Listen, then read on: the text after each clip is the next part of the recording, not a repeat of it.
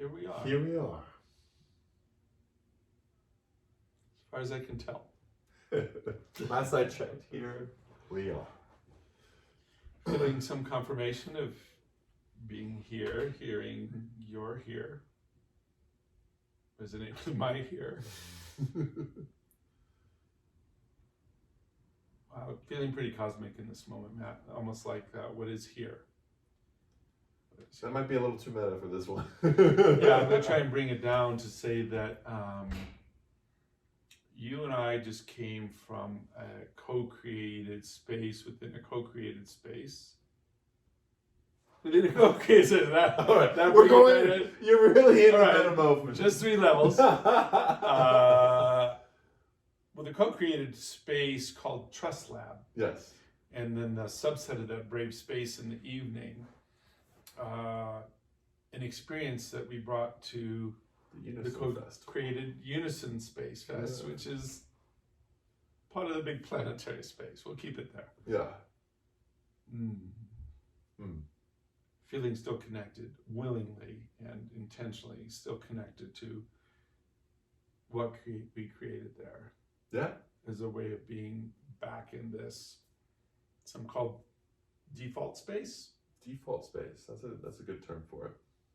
And if you've ever been to the Burning Man, this idea of default space and then the coming back process. Yeah. And if you've ever been anywhere, a vacation that allowed for some alteration of normal patterns and perhaps some disruption. Or if you've ever been into a healing space or a medicine journey and coming back into something that is recognizable as a norm. Yeah. And you might have a sense of what we're talking about. Yeah, I think everyone has some experiential intimacy with spaces that are altered from what we quote unquote normal. Whether it be the dream space, right? That liminal space between every morning, right? Yeah. So I think it's inevitable that we have these altered states of being, and we're in the return. I want to offer a distinction in this conversation between, maybe the distinction that's coming through right now is like, yes, every time we wake up in the morning, we are coming back from an altered state, a different state. And I want to point in particular to the festival space for now. Yeah. Because it's like a waking dream. And I think why it is particularly useful to consider this one is because, yes, it's a space that people use medicina, alter through substances. But most of us spend some portion of the time, or maybe most of the time, or for me it was like almost all of the time, in a space that was sober. So my internal, chemistry was similar to what I experienced outside. But there's enough space within a longer container of a festival. If you're there for a few days, a Burning Man for a week or 10 days or more, to have experiences where this is normal.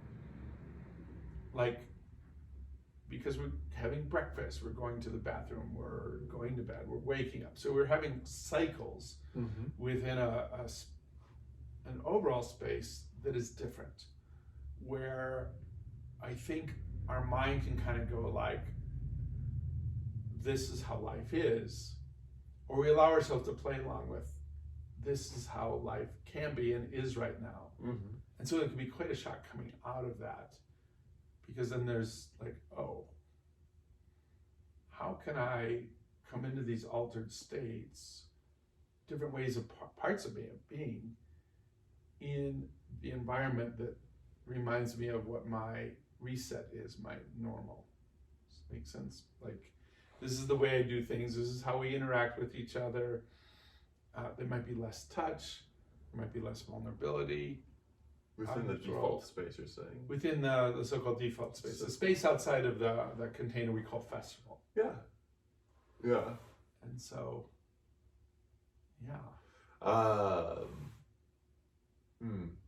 Yeah, I mean,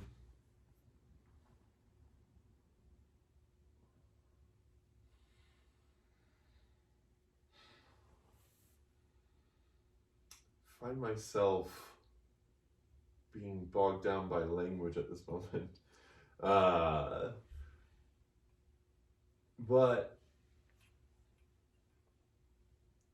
what's coming up for me is in my particular experience, and I think this is a relatable experience, in the sense that most of us in default space have a cell phone most of the time. Like, have some level of connection to that cell phone. And one of the beautiful gifts of this past weekend for me was placing my cell phone off and in my tent for the entirety of that experience, for 4 days being without my cell phone.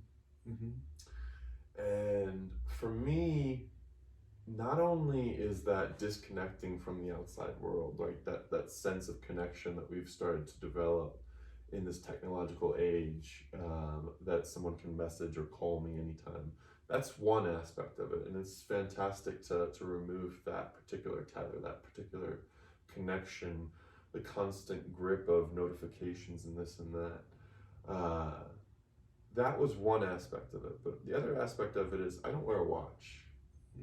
So my relationship to time completely changes under that experience, because suddenly I'm liberated from that time stream that I'm so regularly, intimately relating with,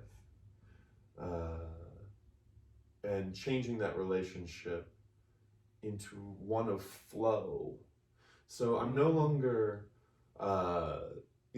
arriving at a particular moment in time. I am fully present in the moment, moving from moment to moment, space to space, untethered by this sort of the Chronos, like the big daddy, right? Saturn is often the archetypal energy of the clock, right? And this is within archetypal space. This is the structure of our world, right? And to live an unstructured moment in time, call it 4 days at a festival, was so liberating. And the intensity of how full my days felt, it was like there was this time dilation, this expansion of what is possible in a single day by not being bound by those boxes, those structures of numbers and times. And for me, that was one of the most liberating aspects of it. And then moving back into default space and putting myself back within the wheel of time. That's been the greatest adjustment for me, but not in a necessarily negative way. But that expansive space that I experienced at the festival gave me an intuitive wisdom that I could actually do more in my time than I expected. So I found myself yesterday really filling my day in a way that was very rich, very fulfilling, and very productive in various ways, both emotionally productive in the ways that, was able to connect with friends and spend time, and then also sort of more in the more commercial productivity way. I got a lot of things done. Yeah. So I'm curious, what is your relationship with time? Wow. I'm fascinated by where we're going with the time aspect of this whole thing, because where I feels blah, blah, blah, blah, words. First felt called to is a big pull of mine, and exploring the decompression thing is how we relate to people. Yeah. So that is a big part. Yeah. But you brought in time, and I had a very different experience than you. Yeah. Which part of me is like a little like, oh, I would have liked that. And I think the gift for me, I needed to hold time for 14 hours out of each day. Yeah. And I believe, and this feels like a gift to me, I held more time at the festival than since I've been back or before I left, for the most part. I've had 1 or 2 meetings a day in these past 2-3 days we've been back. Yeah. So there's a lot of spaciousness. Yeah. I have things to get done. I have values I'm holding, and I've been able to flow into those values, pull down. It's been incredible. Like the meetings that are just happening. I can't not sit next to somebody at Soul Food at the cafe, or find myself next to somebody, or have this person serving me, that there isn't like this a message for each other. Like I'm so like there's so much flow happening for me now after the festival. Yeah. During the festival, the festival encourages flow states for me, like in a way that it's in the field, right? Yeah. And yet, from the time I woke up and when I woke up, giving myself enough time to wake up, come into my body, set the space, because it was still a bit in the how it was the night before. Yeah. Find my co-facilitators, check in what we're doing, be ready for people to arrive, Yeah. and then hold a container for 60 to 90 minutes that had certain deliverables or not. Although I'm going to say something about what started to happen towards the end, which I had given room to in my spaces. Yeah. It started to flow within the spaces. So within these containers that I had, they were pretty regulated. Yeah. And then even the half hour in between, I had 5-10 minutes to just visit with people and their questions, and I had 5 minutes to check in with the next facilitator.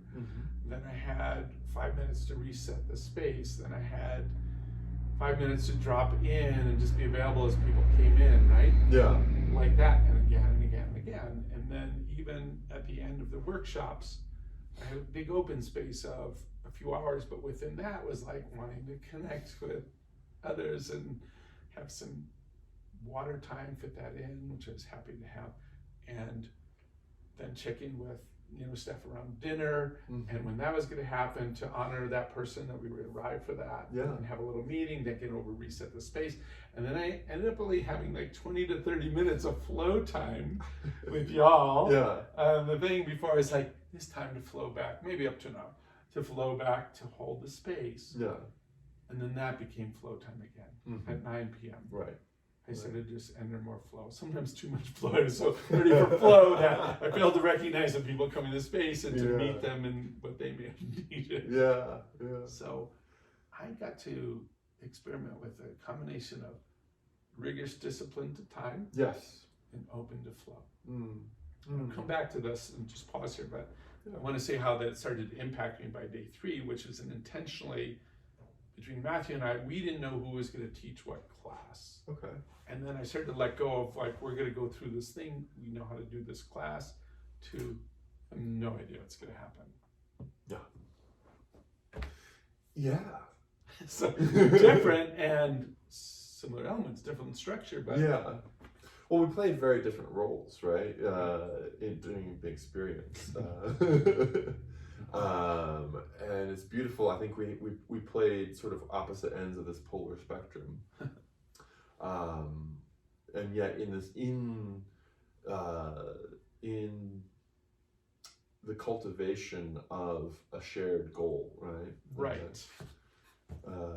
Which was pretty neat to look at. I want to just interject here that I noticed that you appeared, that you showed up, present, ready, available, so many times at the right time to meet me in the shared goal. Yeah. And it was interesting. That was a reflection that I heard often from multiple people throughout the event, was that I showed up at the exact right time somehow or another. And even in little meetings of our group, like with one person, then another comes in, and then you seem to be maybe the last person to come in, but I like wonder where Matt is, but it wasn't like we were like, Matt needs to be here, but like, boom. Right. And it was beautiful how it unfolded, and I was using a different navigational system. Yeah. I was listening to a different directional, steering. Than you normally do. Well, I always try and listen to this directional system. But you're tuning in. But I was at next level with this particular experience. Yeah. The moments of synchronicity within this space was just incredible. And it is the way things are, right? There's the both that like, oh, it's incredible, and it's normal. Yeah. When we tune to it. And we've talked about this before. I never want to lose my awe in this space of synchronicity. No. Humor. Yeah. Only because it's not that magic is not always around. Magic is always around, and I want to imbue my entire default space with this magic. Yeah. And I've felt that I've been able to retain that, even to a greater degree than I had before I left. It's the balance of awe and this is normal, or this is the way it is. Yeah, yeah. Actually, can I say it like that? This is how it occurs for me. I could go into an amazing story of such synchronicity that it was impossible that it was just normal coincidence. It was like I just spoke something to a man, he walked away, I picked up a book that was sitting there. I'd always been curious about it. Opened up the book, and the words that had just come out of my mouth were not like a typical phrase. It was like two Greek warriors coming together in battle. I may have shared this already before, meeting each other in their intensity and passion, value, and respect for each other. Open this book, it's like two Greek warriors coming. It was like, and so it is. Yeah. I was like, never again will I say I will never say it like that's so amazing, that how could that be true, or that's so weird. I would say that's normal and awesome. Yeah. Yeah. Normal and awesome. Normal and awesome. Yeah. But we never lose the awe in that space, right? The wonder in it, and the reverence for that, for the beauty of this illuminated orchestration. Yes. I also want to say, Matthew, that my experience is like, oh my goodness. Like one night I went to bed at 3 a.m. Yeah. That's when I went to bed. I laid in awe and wonder for an hour about the experience of the day and the evening in particular. Yeah. I'm like, you need to go to sleep. I'm like, just here I am. So probably, I think around 4, maybe I fell asleep. Yeah.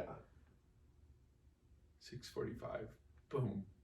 It's time to start getting ready for the day. Yeah. And the thing, every morning I woke up after being just totally exhausted before my alarm. Yeah. A few minutes before the alarm, so I didn't have to hear the and I'm like, I just woke up. Yeah. Ready enough. Yeah. Always had enough energy. Yeah. Even after less than 3 hours of sleep. Yeah. Enough energy. Yeah. And when I would go out with y'all for like, a little wiggle time, by the time we got the space set up and whatever else was happening, we got out there together. Yeah. I'm like, I'll drop in and fully enjoy it. And I did. And then there was like it's time to go back. Yep. And indeed it was. And sometimes it was based on a time and a clock, like, we open it at 9. And times it was like, I'm going to push past that a little bit and it'll be okay, but now it's time and boom. Yeah. Or it's dinner time, and it was like within just the right amount of time to walk back and arrive for dinner. Yeah. So I was also able to find that space even with the small pockets, which for me says being in the open space and how you are practicing is a great place to develop this and enjoy it. And we can bring it back into the so-called default world. Absolutely. Yeah. Absolutely. And that's what I love about this conversation. Is like, what are the bridges? That's what most interests me in this. Absolutely. Keep the bridge there. I think it's about imbuing this default space with magic and those treasures of the festival. Yeah. How do we bring them back and integrate them into our default world? So our default world becomes that much more rich and exciting and beautiful. And did you bring back the word imbue from the festival? Because I don't know if I've heard it as many times, and I'm liking it, and I want to try it out somewhere. Yeah. I want to imbue more of my conversation with rich words. Yes. Did I use that correctly? Yes. All right. Yeah. What are the Latin roots of imbue? Imbue. I don't know if it's Latin. I'm not feeling Latin. I took 4 years of Latin, which is good for mine that wants to follow the roots down of things. Oh yeah, absolutely. Imbue. Yeah. I couldn't tell you. Well, carry on with your imbuing and these bridges.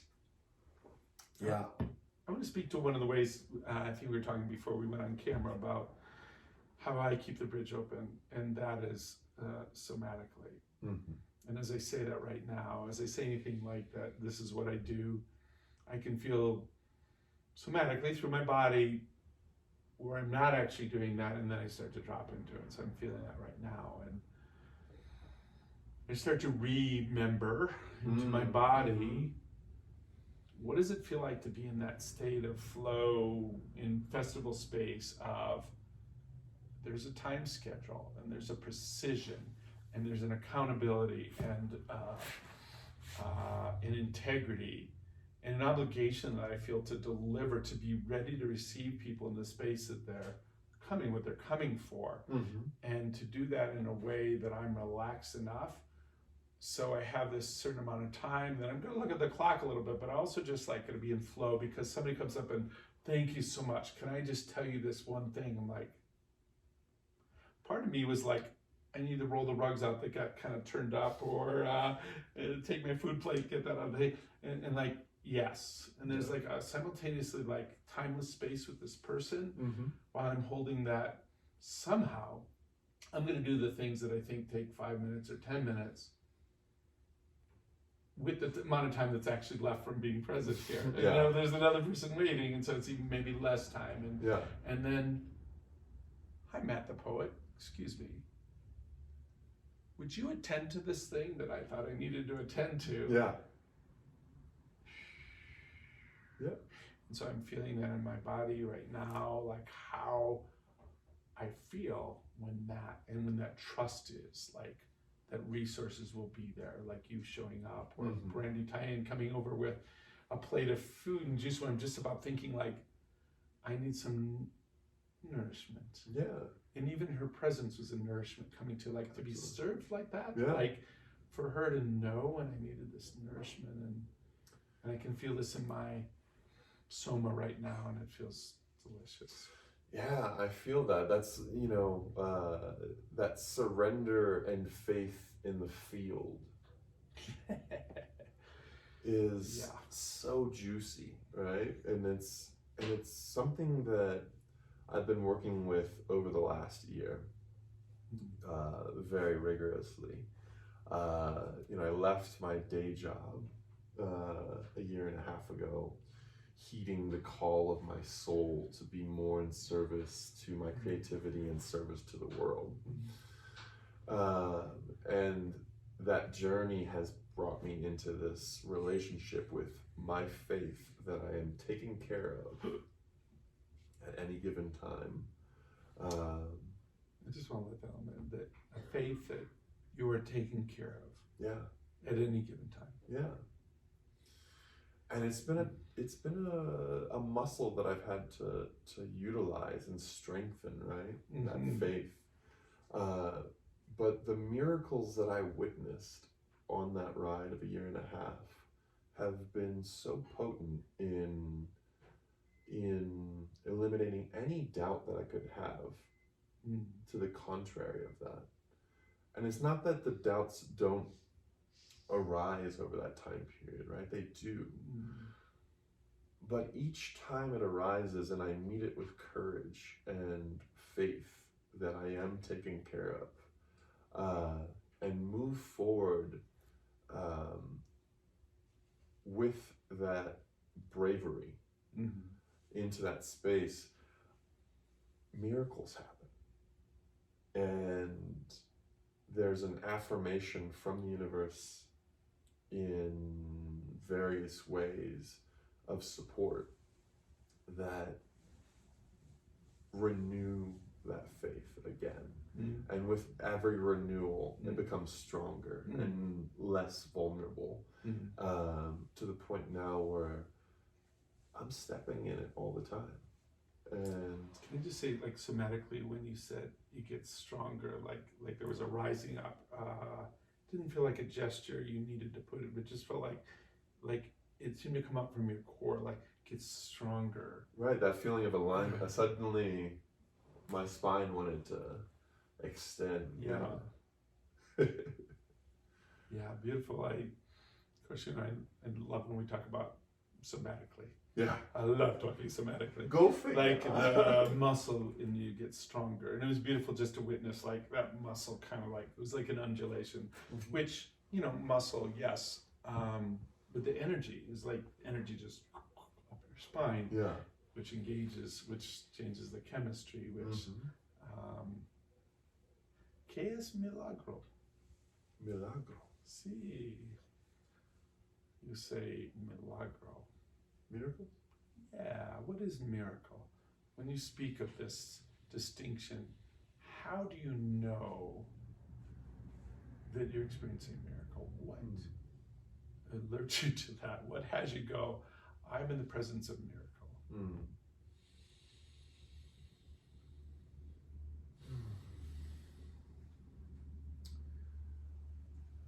I would say it comes down to the breakdown of a belief system, right? Where something that I held as true gets flipped on its head, right?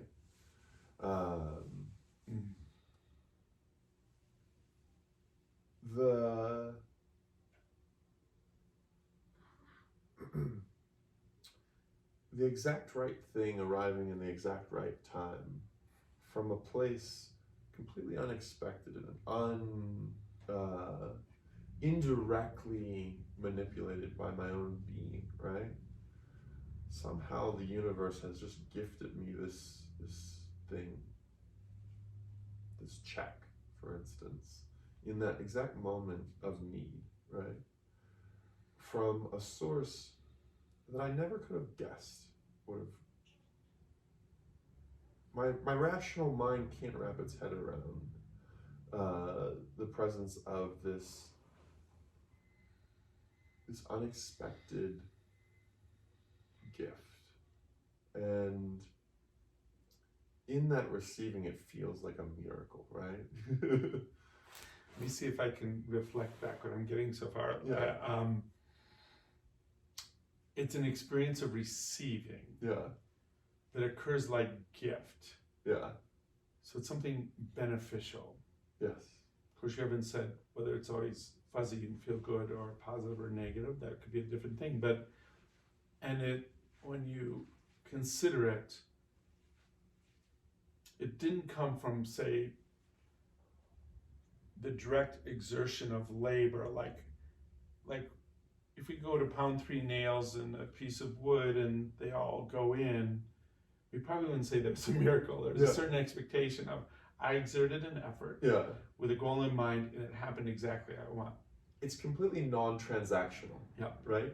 I'm not putting anything in, but I am receiving. Or if I am putting something in, which I likely am, it's non-directional, right? I'm putting in this direction and I'm receiving from this one. I think when you say it like interrupts a conventional thinking, like a norm of how things happen. Yeah. Is it a recognition that you are calling something in, if it's in the moment, like I'm asking for a miracle, or after it occurs, you go, wow, I realized I was holding this intention for something with no expectation but I felt the desire of it. And here it is. I'm looking, like it would probably come in this direction, it came in this direction, and it came with ease. I didn't have to, and maybe it was a gift. Yeah. I have a miracle story. I want to check this out with you. Tell me if this is a miracle. Let's hear it. Yeah. This one time at Burning Man. One time at Burning Man. I'd never done this before, where I looked ahead at some of the art projects, like what's coming, and because I'm usually so busy getting ready, and I'm just going to get there and then I'll discover. But it's like I read about this artist in a project that I was fascinated with, and there were sketches of what it was going to look like. And they were still building it out. And it was on its way, and the team was from England, but they must have built it here. I was like, I wonder what this looks like when it actually arrives. And the theme that year was Caniversary, like coming from a place, like a what is it called? They call like a group of camels traveling, across the desert. You're a convoy? No, not convoy. Well, interesting convoy, because there's an element. This is like a convoy, this art piece, but yeah. Anniversary. Let me see it right. Like you're going on a journey, like covered wagons, like and we're all coming from different places. Yeah. And arriving. So Burning Man is a destination. Black Yeah. Rock City, the Black Rock Desert in Nevada, in the middle of, like nowhere, and. Maybe the word will come. But when I saw this art piece, I was stunned. It was moving. It was moving. But it wasn't like an art car. There was a 1939 khaki colored British military vehicle, like 6 wheels, like 2 axles and with a canvas over the top, like a troop carrier. Yeah. And there was an entourage with it. They were dressed in canvas, like khaki, like desert thing with the goggles, and yet instead of guns, had these tall spears, and they were like protectors of this. They wanted to protect us. So if you rode between, there were like these 3 tall teapots, huge, like 20-foot tall, with like an egg shape in the middle and a little opening that I came to discover later with these little, like Moroccan or other things, lounges, big enough for a few people. And they were chained together, and they were big scaffolded with wheels underneath, and they traveled, and they kind of like this, and then they're like teapot, like the next, but they looked somewhere between a camel in distance and these teapots. Fascinated. I decided I wanted to experience this art piece in all the different ways, including I wanted to get up inside, which they didn't seem to be granting access to. However, with a lover one day, it was kind of in its camp. And they were kind of giving tours. You could go up on a ladder to peek into the spaces, and we're like, wow, luxe and velvety and so on. And they even let a few people in, and we missed it. They pulled the ladder down, and then they kind of said, well, that was the tour and explanation. So we stood there at the bottom of it, and I said, I want to go up in those. Let's go. And we climbed the scaffolding of it and found our way up inside an egg, and it was so amazingly beautiful. Our erotic energies were ignited as we looked over the playa and had this different view of what was going on, and the serenity held in this like Moroccan lounge egg shape. And the fire started burning in us. Our sexual energy came alive. And I said to my lover, I want to make love to you in this art piece. And she said, I want you to make love to me. I said, however, I don't have a condom. And so eventually we relaxed our sexual energies and sat there, and we saw a couple coming towards, and they're looking up, and we're like, I bet they'd like to have our experience of what it's like to them. So we said, come join us, psst, come join us. So they climbed to the scaffolding, and now we're sharing with this other couple, and they said, this has been fabulous. We visited, and they said, now we must go. I said, thank you. Before you go, I'm wondering, do you have a condom? And said, I have one condom and it's for you. Is that a miracle, Matt?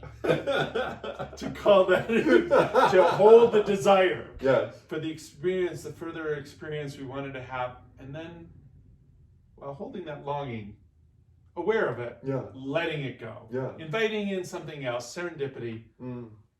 And it was like, fuck, that was like the dominoes of condom delivery. Yeah. Yeah, I mean, sure sounds like one. Thanks for imbibing. Sorry. Is that imbibing? Entertaining.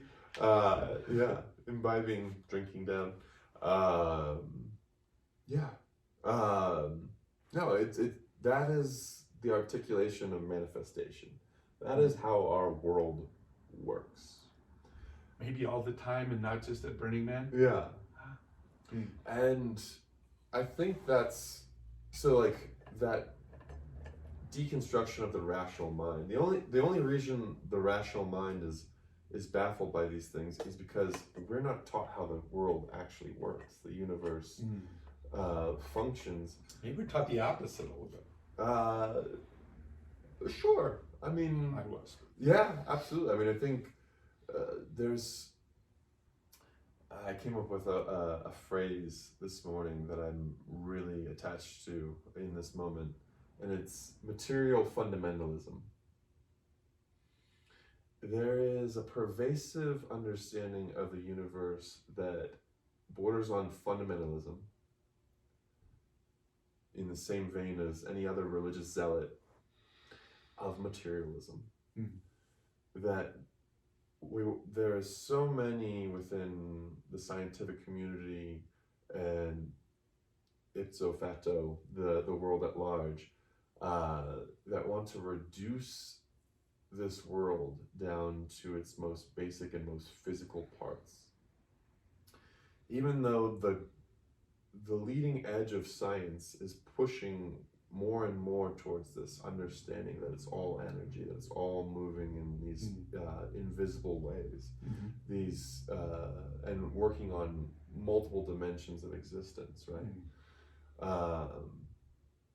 And yet there is this this last grip of we'll call it the initial push into scientific discovery that reduced the wonder in this world down to What could be distilled or known, right? yeah, well, and only through what they were capable of distilling and knowing, at the time, right? And I believe we are entering into a time and space where all that we talk about in regards to manifestation, these fields of belief, these things will be discovered in a scientific method, or rediscovered in a scientific method, and reframed, knowing the fundamental forces that actually pervade it.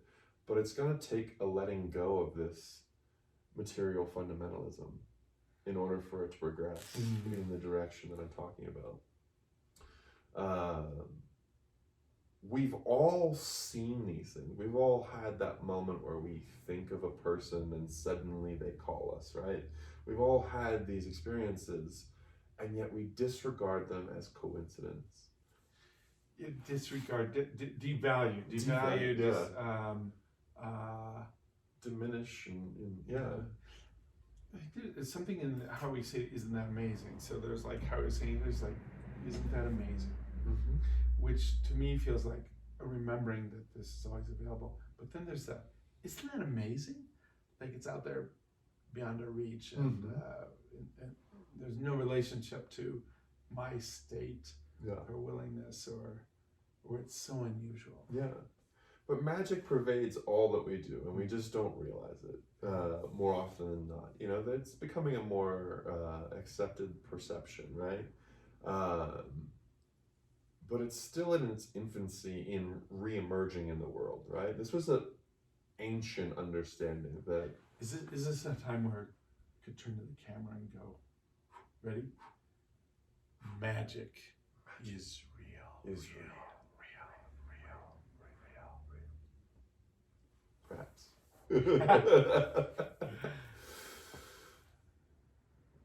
And I think that's one thing that we recognize within that space of the festival, is the reality of magic all around us.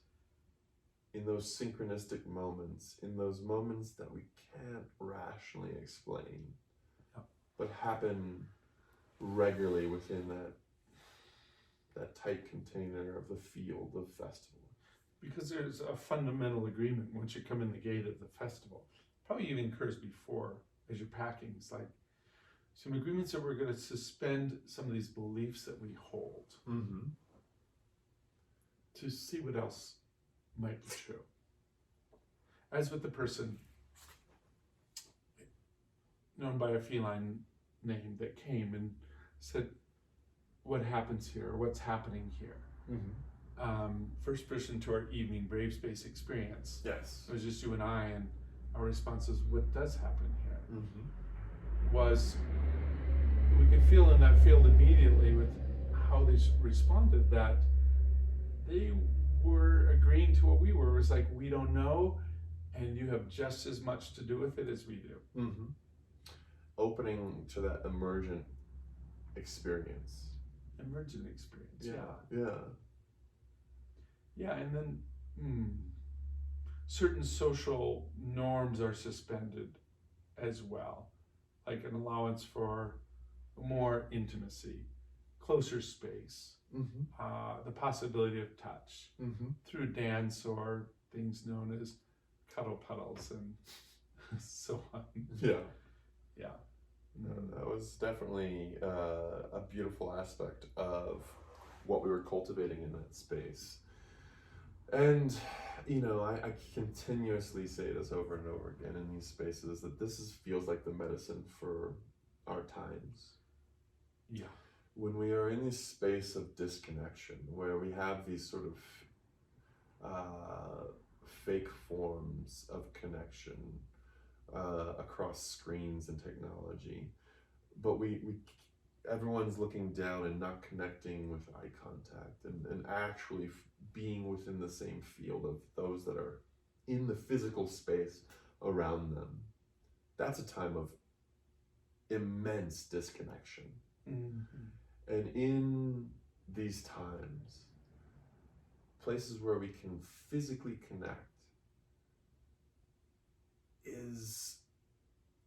it's fulfilling a particular need. I would say a need on the level of food and water that we have not been taught to recognize or even value in that degree of hierarchy, as this is as important as food and water, community, touch. And because of that, there are so many aspects of us that are unfulfilled, and we try and fill them with screens and caffeine and alcohol and various escape mechanisms, because we feel empty and we don't know why. And we can try and fill it with food, right, to give us comfort. But the thing that we're actually lacking is connection.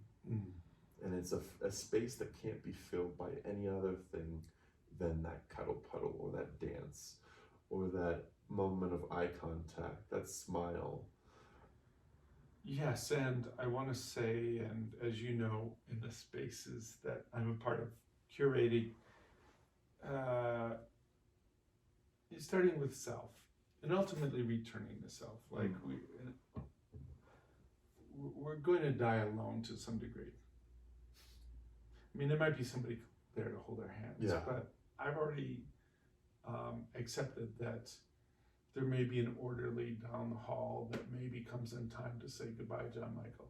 But that and some people need to leave alone, right? Like somebody's holding here, so we can feel a little bit of their attachment, and it's oftentimes a friend whose mom just died. I said, well, it's okay to go, Mom, and I stepped out of the room and she left. Like that. She needed that. Yeah. So the importance of being able to hold ourselves, and then when we can do that, these connections are so much richer. Absolutely. I think it's important to have that level of integrity with your authentic self, and a knowing and a clarity of desire within that space, and that comes from that inward looking eye of, what do I want? What do I need? What do I require? Where am I? Where am I? There's an activity that you often lead us through where we sort of discover where we're most alive in our body, right? And using that as the jumping off point to move into movement and into the space at large.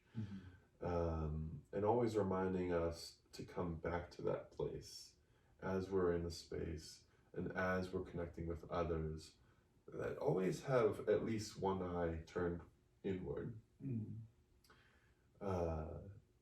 so that we don't lose our footing and give from an unrooted place, a place that can be, because in those, that's a way of energetically spilling our energy into the world when we're not rooted in ourselves, and it gets messy when we spill all over the place with ourselves, and we lose ourselves in that moment, our authenticity. Yeah.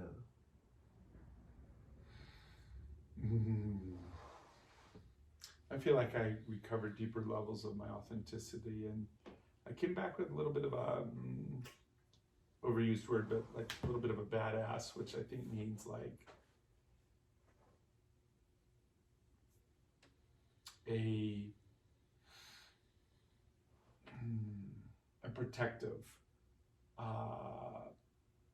and fierce commitment to myself to stay in my authenticity, to refuse to give answers that don't feel alive and meaningful to me.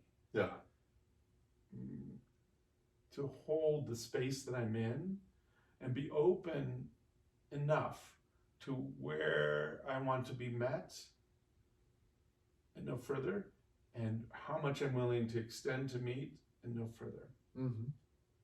And it's been feeling really good. Yeah. There's something that's coming through. We talked this morning about how, we don't name our episodes in advance because we don't know what the episode is. Yeah. I'm liking this magic is real. Yes. And because we're coming out of this festival space and kind of like, let's talk about the festival space as a space. It's something like, festival space is magic space. Festival space is always available. And I started to say this towards the end, certainly by the final day and I was hearing this from our participants, like, this is what I came to the festival for, like what we were doing there. So in a way, I realize I've been doing this for 10, 15 years. I create spaces where magic is possible. And sometimes these are in spaces where the bigger space is like Burning Man or festivals are like, it's about the whole field has a certain magic. And then like bring it down even to more like, this is an even safer space within the space to explore your inner magic. And how do we do that? And how do we name some of the permissions that some of us have already given, and then name some of the permissions that are allowed within this space to be even more of that, authentic, more real, messy, or in our sensual space in ways that are safe enough. That's my passion. That's what this space is about. Evolve Studio, which I think is really becoming TrustLab, but this is just what I've been naming it, this TrustLab space It's like even more Mm-hmm. permission. What's possible? It's experimental space. Yeah, absolutely. To connect us to the magic is, always available. The festival space, we come to the festival, I think, for transformation. Mm-hmm. Some people are still in the entertainment level, which is great because that can lead us there too, right? Mm-hmm. And then, so, Yeah. this is what I want. Yeah. Yeah. Mm.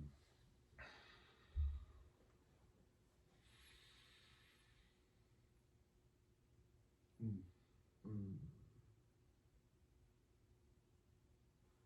The thread of decompression is there for me a little bit in this, and related, right? If you're open to talking about it, I'm wondering, when we talk about decompression, Yeah. One simple definition that's coming to me is it's a negotiation within self of how do I come back enough into function and recognition of a self that is expected to fulfill on certain things in this world. Mm-hmm. Be a son, be a father, be a partner in a business, drive a car safely. And what do I not need to bring back online that's an obligation that's unnecessary Yeah. to satisfy social norms for others? Mm-hmm. Something like this. Well, what I'm hearing is, how do I play the roles within the dramaturgy, the drama of life itself? Yeah.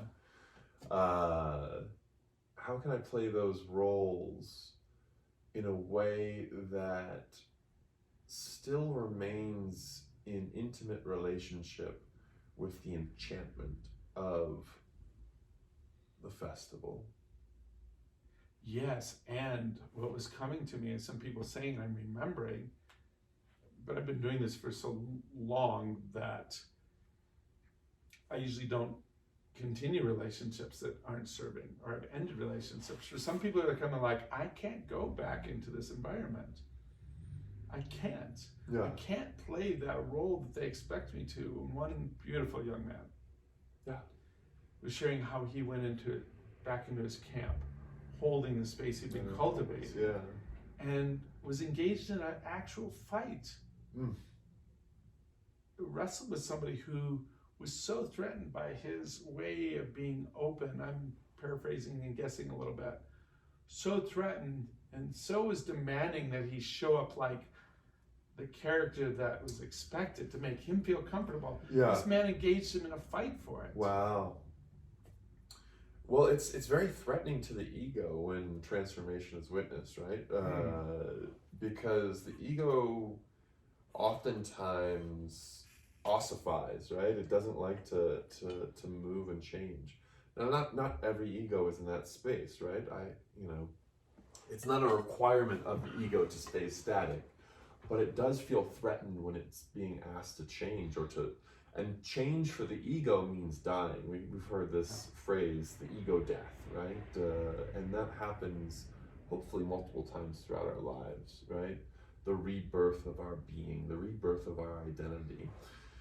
And I've been fortunate enough to have so many of those that I'm no longer afraid of them. Yeah. But there is an aspect when we have solidified in our identity so much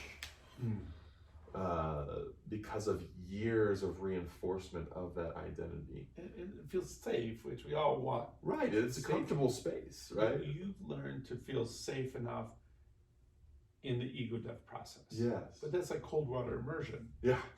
Right? Yeah. And do you ever become completely comfortable, just like a warm bath? Not really, right? There's some level of like, whew. Right. It's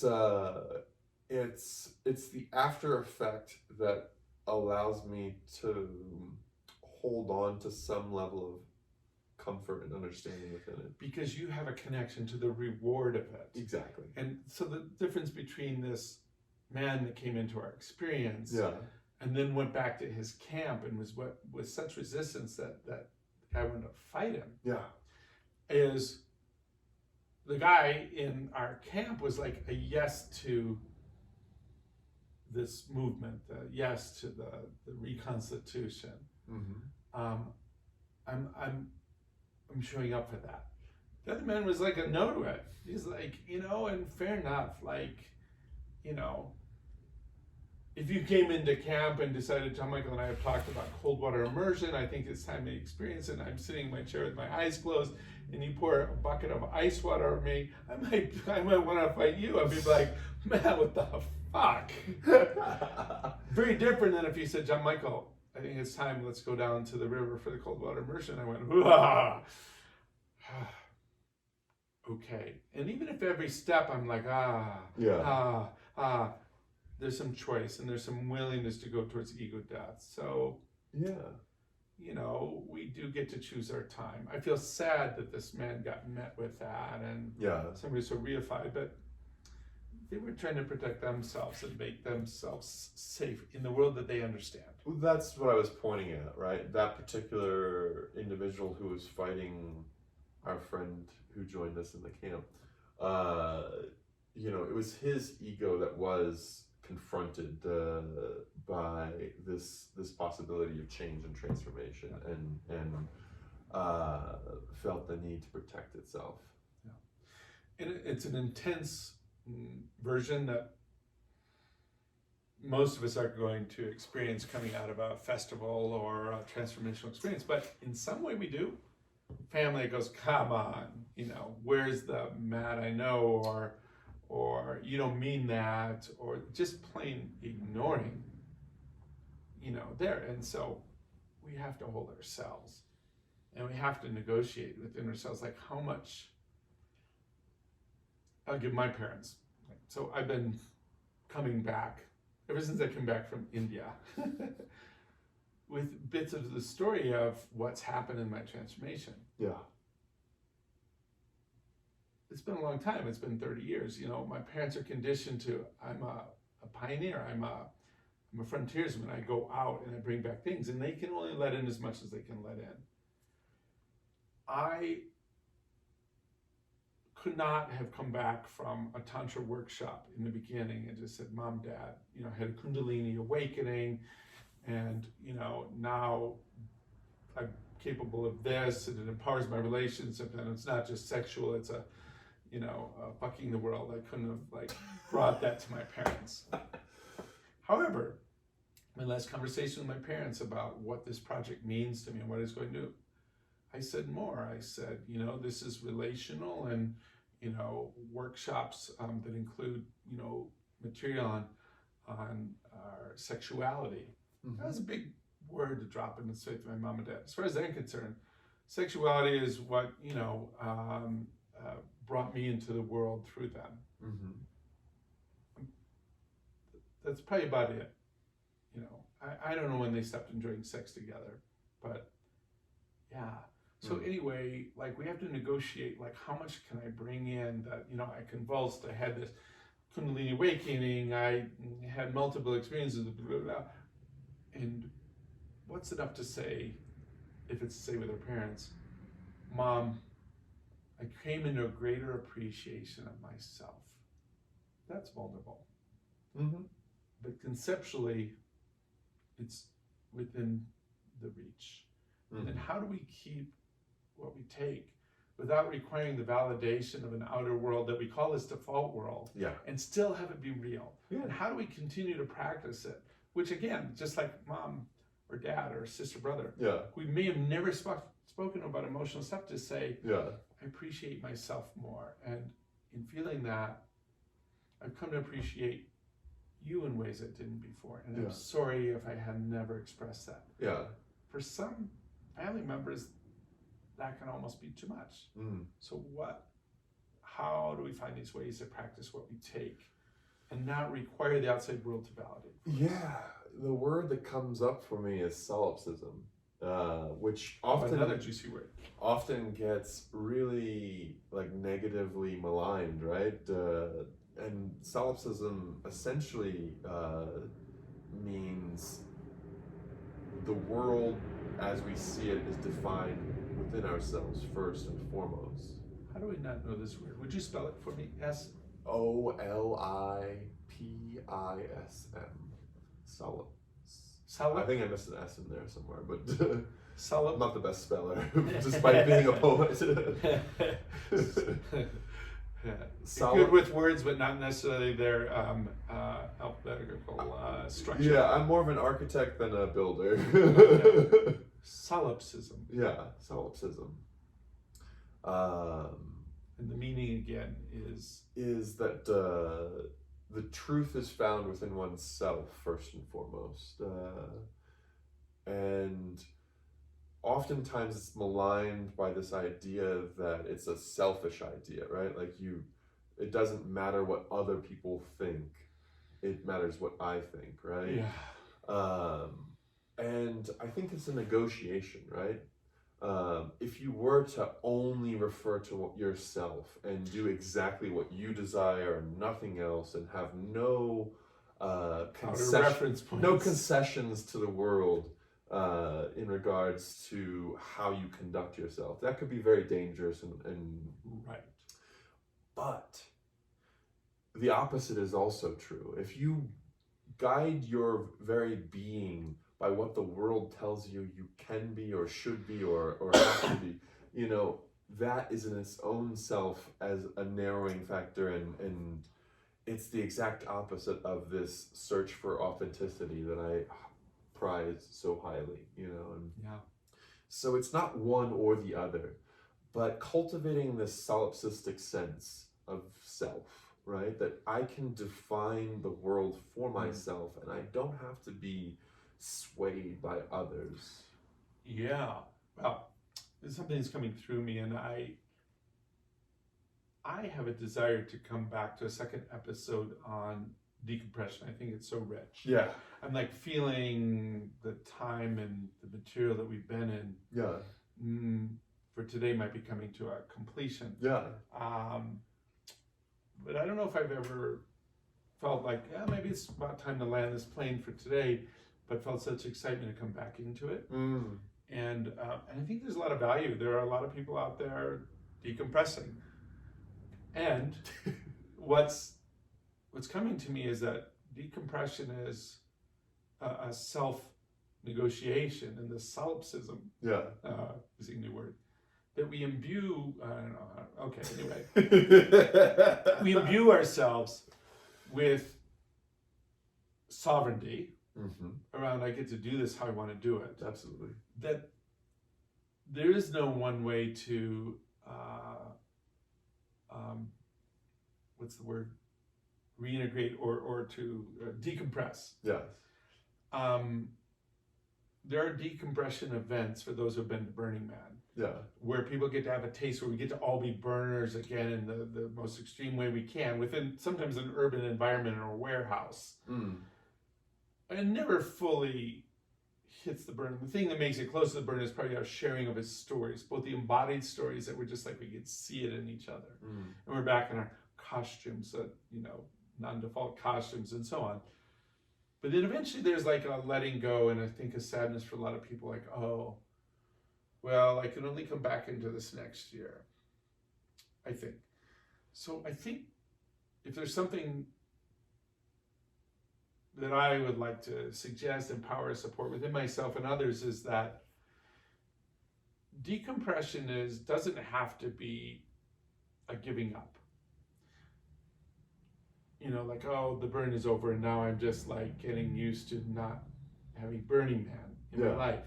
I think it's this negotiation, much like there is a quiche here, a nice size quiche that I'm so looking forward to eating when we complete this. It isn't really, but I could imagine. And all of a sudden you say, well, I'm hungry too. I'm already starting to renegotiate, like, can I find my satisfaction, my pleasure, my authenticity in a possibility that includes what you also want? Maybe this is like with our families. Our families want a certain amount of security, maybe, except for that one wild brother or sister that gets us, maybe if we have that. And like, they want a certain amount of safety. We want a certain amount of being seen with our family. But what if it isn't a giving up and a like, I I guess I don't get to be that with my family. Mm-hmm. What if I could take great joy that we call this compersion, having you enjoy this too, because I'm including you. What if I could include my mother in celebrating my experience at Burning Man by finding a language where I get to embody, Mom, this is like my best birthday party you ever threw for me times 10, right? Which is kind of a silly made up thing, but if my mom could go, it was that good. Something, right? Yeah.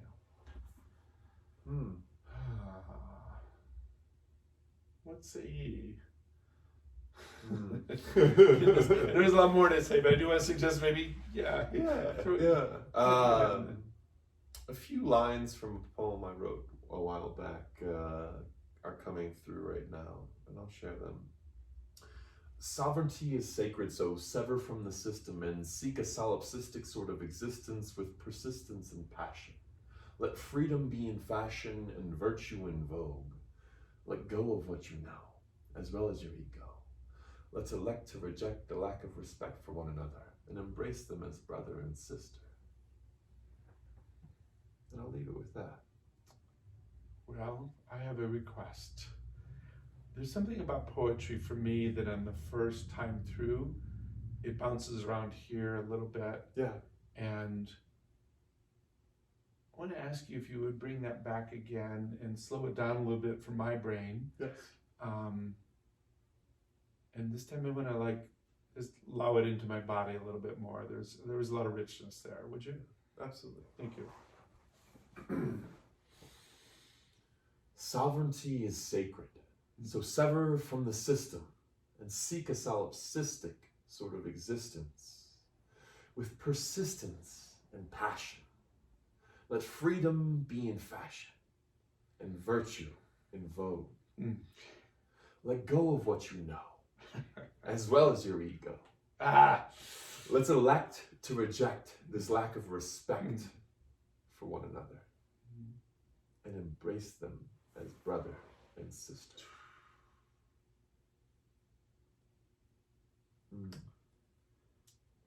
May I? Drop the mic. It's been a lovely journey. Yeah, the festival is still alive. Yeah, the magic is here in the moment. Yeah.